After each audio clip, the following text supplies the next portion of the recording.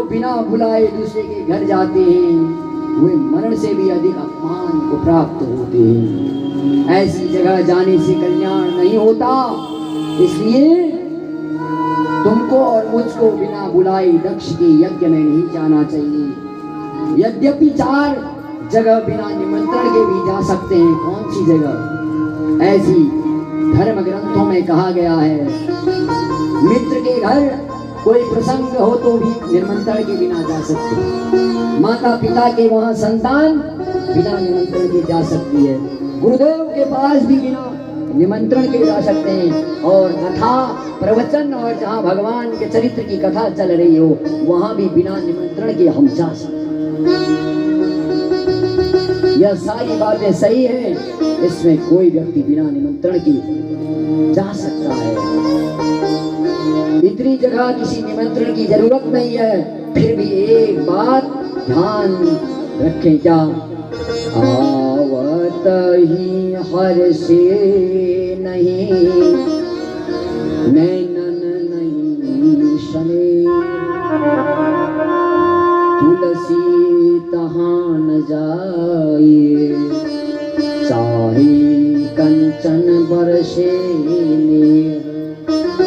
देवी, सामने वालों को हमारा आगमन पसंद ना हो, जहाँ हमारा विशेष विरोध करने वाले हो वहां कदापि नहीं जाना, चाहे स्वर्ण की वर्षा ही क्यों ना हो रही हो।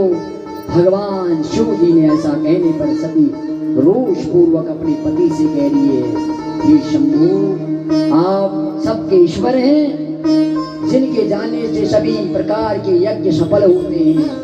हे महादेव, हे प्रभु, मैं आज ही पिता की यज्ञ में जाऊंगी, क्योंकि पिता के घर पुत्री बिना निमंत्रण के भी जा सकती है। आप मुझे वहां जाने की अनुमति दें। तब शिव जी ने कहा, प्रिय, मेरे वचनों को मानकर यदि तुम वहां जाओगी तो तुम्हारा अपमान होगा, तुम्हारी मृत्यु का कारण। शंभु मुझावा भाति अनेक, शंभु मुझावा भावी वश जानू, भावी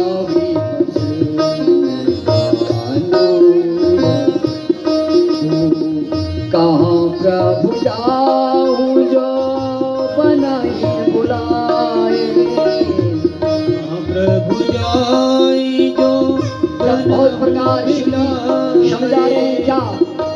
कहूँ प्रभु जाऊं जो बिना ही बुलाए, कहाँ प्रभु जाई जो बिना ही बुलाए, नहीं बलवा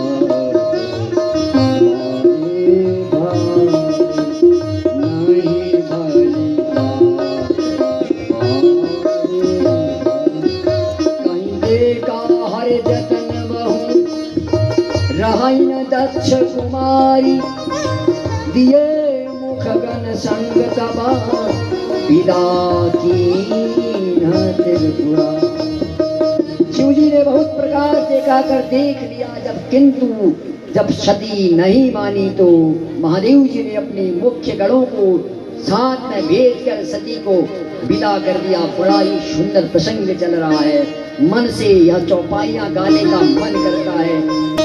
अपने पतिदेव शंकर का अपमान देखकर उनका कोई भाग नहीं है। सती को क्रोध आया, सती ने शिव ने सती का त्याग किया। वह दुख तो था ही सती को, और अब उससे भी कई गुना दुख बढ़ गया। अपने पति का अपमान देखकर तब क्रोध से दक्ष को भस्म करने का समान उद्यत अपमानित हुई सती समस्त उपस्थित लोगों पर क्रूर दृष्टि को देखकर शिवद्रोही दक्ष से बोली, जिसके बड़ा कोई देवता नहीं है, जो प्राणी मात्र के प्रिय हैं, पैर जिनसे लेना भी लेश मात्र नहीं है, ऐसे मंगलकारी भगवान शिव को क्यों नहीं बुलाया, जिसके द्वारा संपूर्ण जगत पवित्र होता है, तथा जो यज्ञ के अंग है और दक्षिणा यज्ञकर्ता का यजमान है। ऐसे भगवान को आपने अपमानित क्यों किया? शिव का नाम ही पवित्र है। इतना कहने की क्या जरूरत है? अपनी पुत्री से कह रहा है दक्ष, तुम्हारी यहाँ कोई बात नहीं सुन रहा है, तुमको यहाँ किसने बुलाया? तुम्हें जो चाहे रहो अथवा जाओ, यह तुम्हारी इच्छा पर निर्भर करता है। तुम आई क्यों यहाँ हो? क्या कह रहा है शिव के बारे में? अमंगलस्तु ते भ्रता शिवो शुकमयते मुदः अकुलीनो वेद ब्रह्मो भूत पेत पिशाचराज। अरे समस्त विद्वान जानते तुम्हारा पति अमंगल स्वरूप है, वह कुलीन है।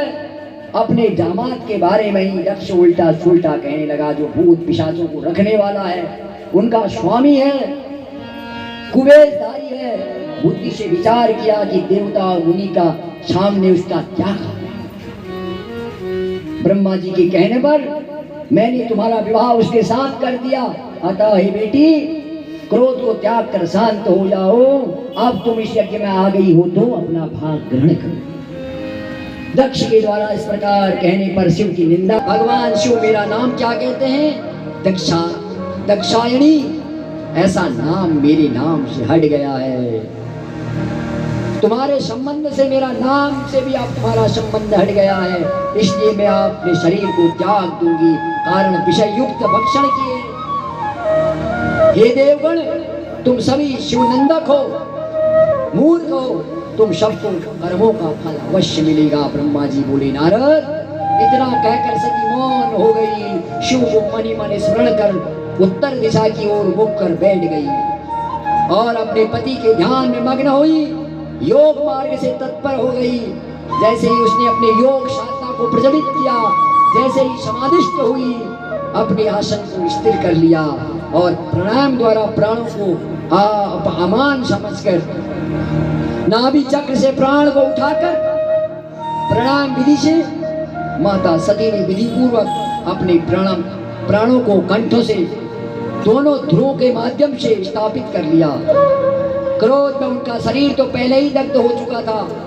दक्ष के कारण शरीर त्यागने की इच्छा से उन्होंने वायु और अग्नि की धारण की।